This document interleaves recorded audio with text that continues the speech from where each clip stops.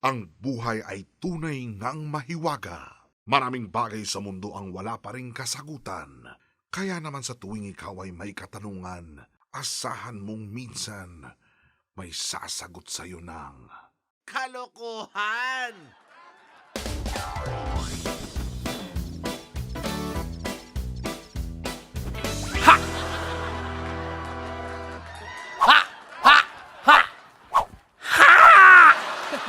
Oh, anong nangyari?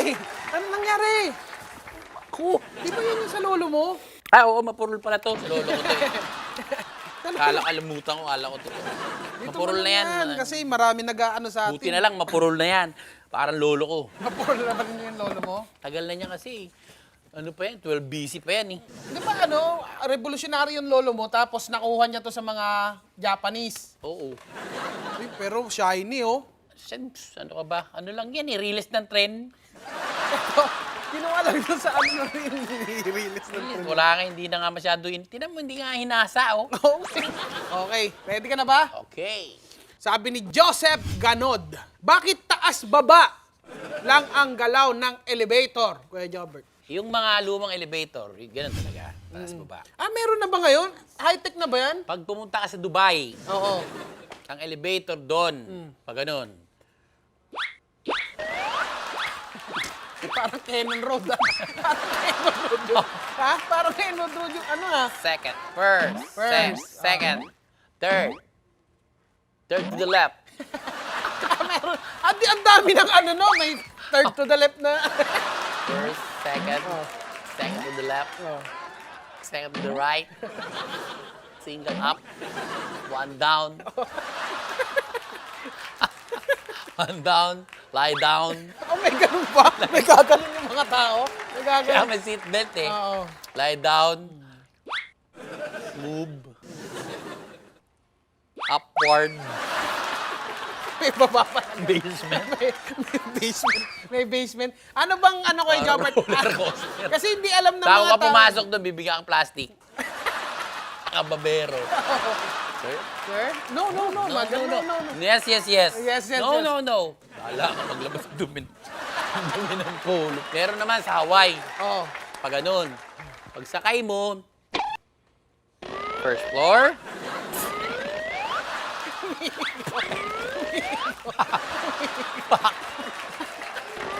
baliktad. Halata mo gumagano ka. Ferris wheel. Floor, Oh, floor, Ferris wheel, ah. pag ganun. Ferris wheel. Meron naman, elevator, first floor, bubukas, hagdan. Akyat ka, kasabayan ka niya. Ano elevator yan? Parang Sa pagod Ecuador, ka rin. Ecuador. Sa Ecuador, ah. Kasi naghahati yung ano nun sa Sakay ka. Ecuador, eh. Oh. Pagbukas mo ng elevator, sakay ka. First floor. Ding! May hagdan, bukas. Hindi yun sasara hanggang hindi ka naglalakad sa hagdan. Labas ka. Akyat ka. Kasabayan ka niya. Akyat mo, bubukas ulit siya. Sakay ka. Dadalhin ka naman sa hagdan. Sabi ni John Eric Santos, sumasakit pa ba ang ngipin ng mga dentista, Kuya Jobert? Ngayon, hindi na. Pero Mer- yun, ano? Meron silang nilalagay na gel para hindi sumakit ng ipin. Ano yung nilalagay na gel, Kuya Jobert? Papatay nila yung nerve. Papatay nila yung nerve. Tapos, Tawag doon, nerve killer. hindi ka na nag-isip, ah. May maliit na. Pag binuksan mo yun, nasa parang ganun lang yung nalalagyan. No? Parang, alam mo yung drug test kit? Pag hinila mo yun, lagay mo sa microscope, may mga maliliit na tao. May mga maliliit na tao dun sa... Tapos, Pag gagawin mo yung instrumento ng dentist, sasakay yun, kakapit. Papasok sila sa bukas. Suntukan yun. ano yun? Rumble yun. Rumble yun. Rumble yun. Papalag Yung din kasi yung mga germs, Oh, eh. germs. Tsaka yung... Sino ba yung kauna-unaan Kuya Jobert na dentista? Si, sa bansang China, Sa bansang China. o si Walakang Maramdaman.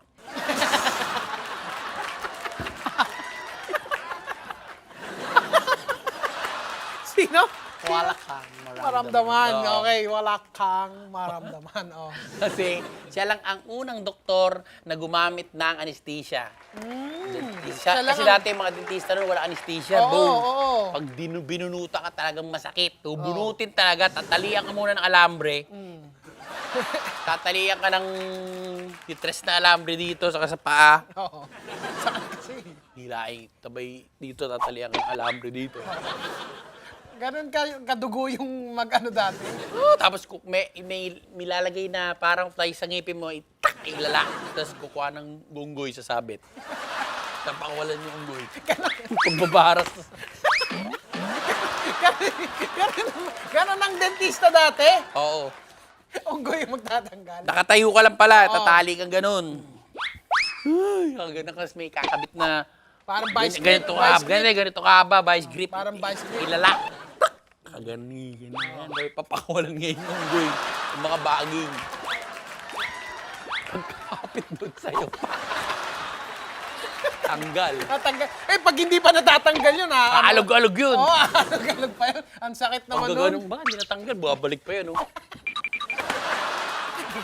Mauunin yung anak, iangkas.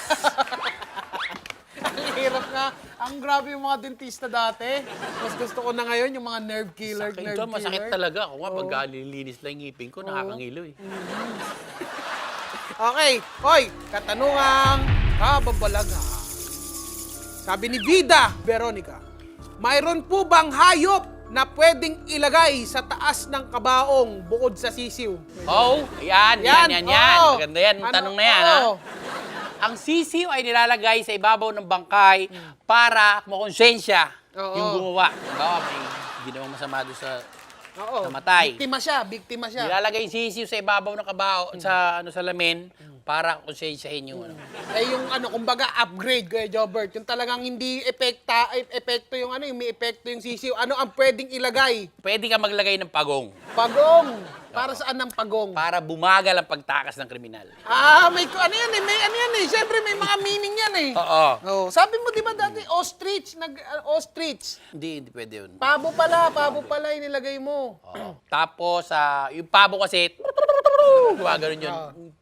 Pag yun nilagay mo sa ibabaw ng patay, yung taong pumatay, pag natutulog, magsasalita yun, ako pumatay.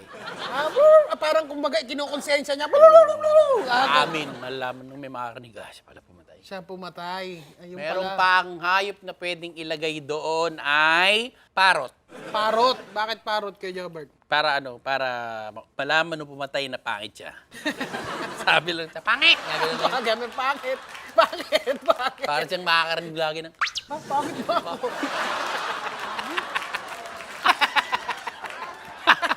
papraning yun. Mapapraning yun.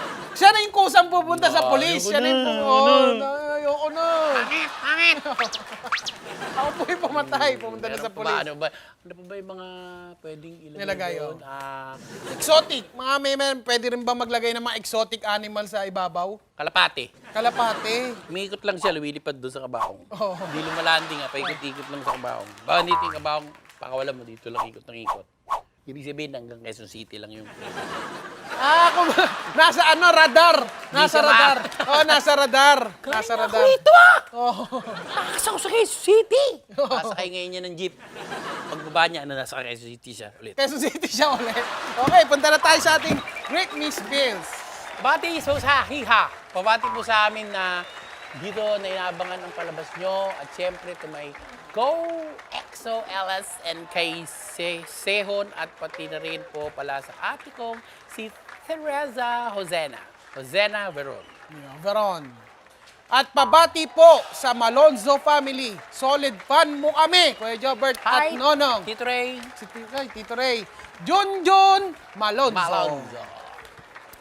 Kuya Jobert, pabati ang asawa ko at nanay ko. Anak ko na parating nanonood ng South Korea, Kuya Jobert. Nakakatawa yung palabas.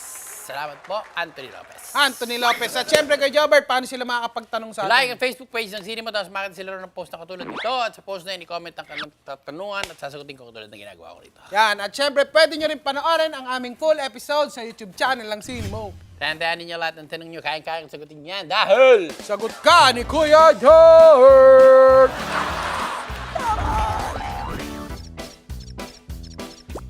Bisitahin ang aming Facebook page at YouTube channel. Hi mga Dre! subscribe to our YouTube channel and click the bell button for more updates.